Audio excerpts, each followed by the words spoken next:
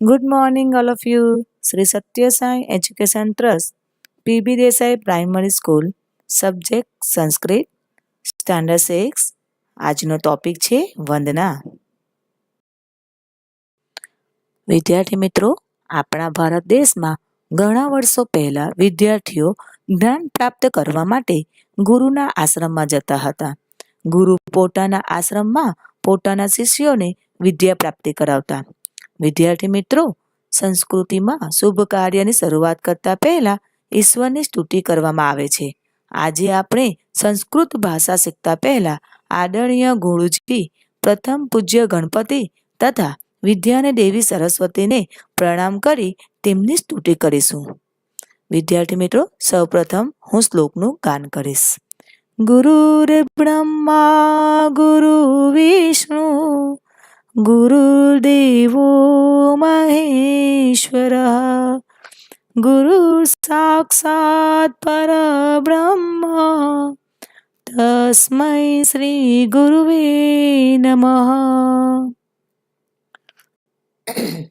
ગુરુ બ્રહ્મા એટલે ગુરુ બ્રહ્મા, ગુરુ વિષ્ણુ, ગુરુદેવ મહેશ્વર, ગુરુ મહાદેવ શંકર. ગુરુ સાક્ષાત એટલે ગુરુ સાક્ષાત, પરબ્રહ્મ એટલે પરમાત્મા, તસ્મય એટલે તે, શ્રી ગુરુવે એટલે શ્રી ગુરુદેવને, નમઃ એ યાની કે નમસ્કાર હો.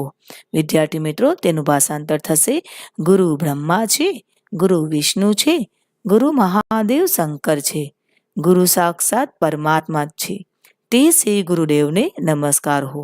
વિદ્યાર્થી મિત્રો, છે એને સંસ્કૃતમાં કહેવાય છે અસ્તિ, પરંતુ આ શ્લોક છે માટે ત્યાં અસ્તિ શબ્દ આપવામાં આવ્યો નથી, પરંતુ વાક્ય રચના બનાવવા માટે આપણે જાતે મૂકવો પડશે. વિદ્યાર્થી મિત્રો, આપણે કોઈ પણ શુભ કાર્યની શરૂઆત કરતા પહેલા પ્રથમ પૂજ્ય એવા ગણપતિની આરાધના કરવી જોઈએ. તો વિદ્યાર્થી મિત્રો, સૌ પ્રથમ પહેલા હું શ્લોકનું ગાન કરીશ. વક્રતુંડ મહાકાય સૂર્યકોટિ સમપ્રભઃ નિર્વિઘ્નં કુરુ મે દેવ સર્વકાયેષુ સર્વદા. વિદ્યાર્થી મિત્રો, હવે આપણે શ્લોકનું ભાષાંતર સમજીશું.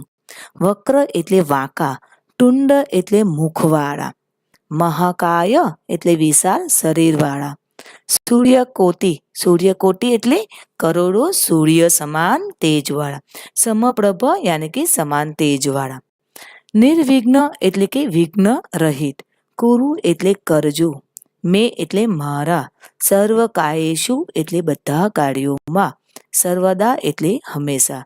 વિદ્યાર્થી મિત્રો, શબ્દોના અર્થ સમજ્યા બાદ આપણે એનું ભાષાંતર સમજીશું. હે વાંકા મુખવાળા, વિશાળ કાયાવાળા, કરોડો સૂર્ય સમાન તેજવાળા ગણપતિ, મારા બધા કાર્યોમાં હંમેશા મને વિઘ્ન રહિત કરજો. વિદ્યાર્થી મિત્રો, આજે આપણે વિદ્યા પ્રાપ્તિ માટે એકત્ર થયા છીએ.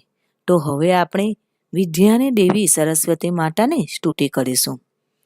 નમસ્તે શારદે દેવી વીણા પુસ્તક ધારિણી વિદ્યારંભમ કરિષ્યામિ પ્રસન્ના ભવ સર્વદા. વિદ્યાર્થી મિત્રો, શ્લોકના શબ્દોના અર્થની સમજૂતી બાદ આપણે ભાષાંતર કરીશું.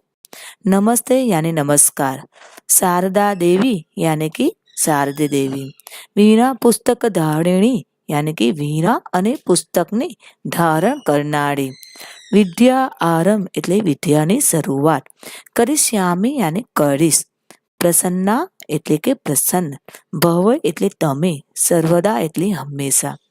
વિદ્યાર્થી મિત્રો, શ્લોકનું ભાષાંતર આ મુજબ થશે. હે વીણા અને પુસ્તક ધારણ કરનારી દેવી શારદા, તમને નમસ્કાર હો. હું વિદ્યાની શરૂઆત કરીશ, તમે હંમેશા મારા પર પ્રસન્ન રહેશો. વિદ્યાર્થી મિત્રો, આપણે ત્રણેય સ્તુતિની ભાષાંતરની સમજૂતી પ્રાપ્ત કર્યા બાદ હવે આપણે છૂટા પડીશું. પરંતુ આપ સૌએ આ શ્લોકોનું ગાન કરવાનું રહેશે અને યાદ રાખવાનું રહેશે. Okay, thank you, by.